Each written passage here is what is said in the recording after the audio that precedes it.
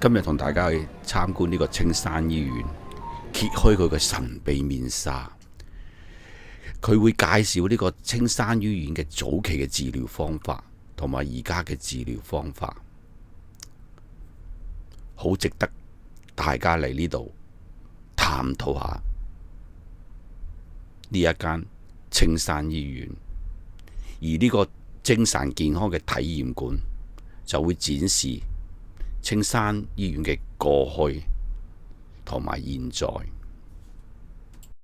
咁我去呢一個青山醫院呢，我就係呢個兆康站坐呢個輕鐵，喺呢個5號月台坐呢個505同埋615搭一個站，去到呢個青松站落車，落咗之後向後行，過咗條呢個路軌啦，再向前行，行到第一個路口就轉左，咁大概慢慢行入去，大概係10分鐘到就到達呢個青山醫院噶啦。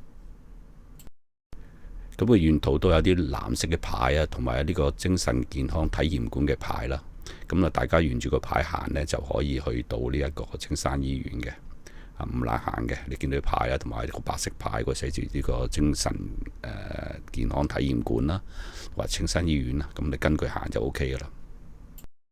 咁嚟呢度體驗，記住一定要預先上網 book 咗。定咗時間先可以嚟參觀嘅。青山醫院自1961年投入服務以來，一直是香港最具歷史的精神科專科醫院，致力為精神病患者提供完整治療。